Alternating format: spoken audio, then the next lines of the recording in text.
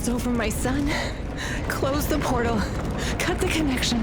Deny this thing away into our world. Do it now!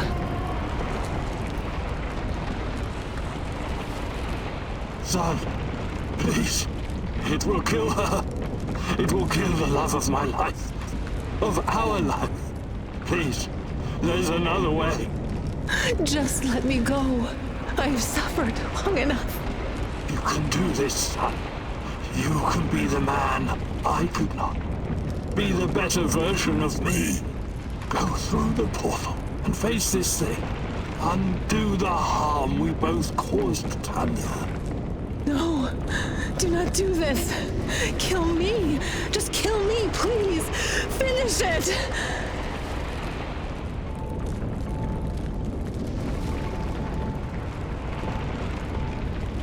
It's time to end this once and for all. If anyone can hear me, run as far from here as you can. Everyone, run like hell.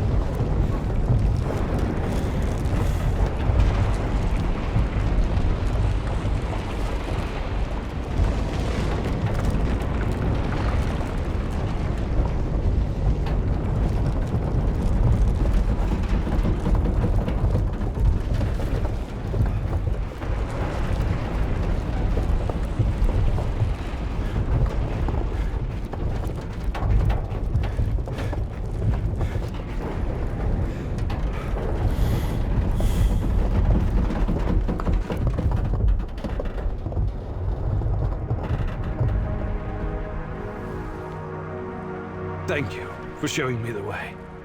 I won't waste this, I promise. Goodbye. You can rest now.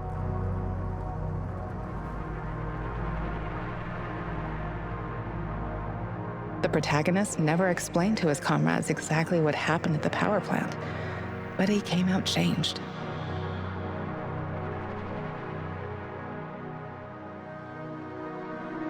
The Chernobylite vanished entirely. The zone is now free of it.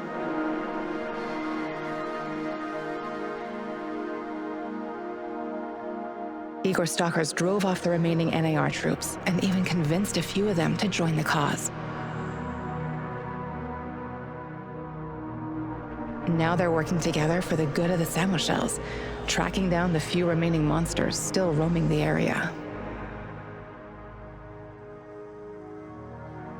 Olivier never had the chance to change his own history and prevent the ambush that wiped out his team. Igor's example convinced him to abandon his plan and accept his flawed past. That tragedy, after all, made him the man he was. With time, he made his peace and, in the end, was grateful to be part of something bigger than himself.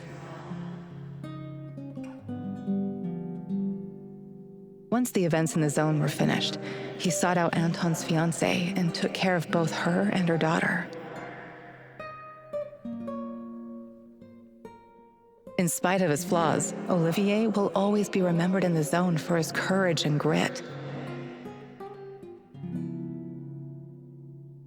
Mikhail's life was always full of violence. He was the angriest, most obnoxious man Igor had ever known, but he was also unfailingly honest, both with himself and others. Mikhail's thirst to avenge his murdered friends was his main driving force, but working with Igor and the others eventually made him appreciate the kinder aspects of life. In spite of his rough manner and the darkness inside him, Igor came to like the neurotic stalker, and by the end, considered him a true colleague. Mikhail decided to remain in the zone and join the others in protecting their shared home. Sashko had always been the lone wolf and daredevil of the zone. Life had always been harsh for him, and he learned the hard way to rely only on himself. His crusade against NAR began with a desire for closure regarding his brother Ruslan's death, but Igor's quest to find Tatiana was what kept him going until the finish line. After the events in the zone, Sashko decided to go back to Moscow and face the hard truth about his parents' death. Eventually, he would return to Pripyat, which became his second home. Tatakon's fight against the Rat King has reached an end. Having barely survived the zone, he realized his time was up. Now, someone else must carry the torch and defeat the evil lurking in the power plant. But Tatakon wasn't worried. After all, he had prepared Igor and others well. Tatakon's true identity was never discovered. Was he a madman, a saint, a spy? Perhaps he was all of these, or perhaps none of them. But one thing is certain. The old man was a true child of Pripyat. His restless soul will forever wander its marshes and woods. Olga's last thoughts were with her mother and those Samoshils. She had joined Igor in his mission because she knew what it meant to live with a hole inside you, a hole left by the departed. As a troubled teenager in Minsk, she'd never planned to become a freedom fighter or martyr, but sometimes we encounter the person who will change our destiny at just the right moment. Life is unpredictable that way. Olga will always be in the hearts of all the Samoshils whose lives she touched. Like so many before him, General Koslov made the wrong choices while chasing a dream of the good life. War taught him about the cruelty and inevitability of loss, leaving him indifferent to human suffering. It was only thanks to his nephew Galib and Igor that Koslov found a serendipitous moment that placed his life on a new trajectory. He realized that some victories come at too great a cost. Koslov left NAR at just the right time and lived out his days in quiet contemplation, somewhere far beyond their nefarious grasp. Semenov's ambitions and neuroses eventually got him killed. He was a brilliant scientist, but could never come to terms with the collapse of the Soviet Union.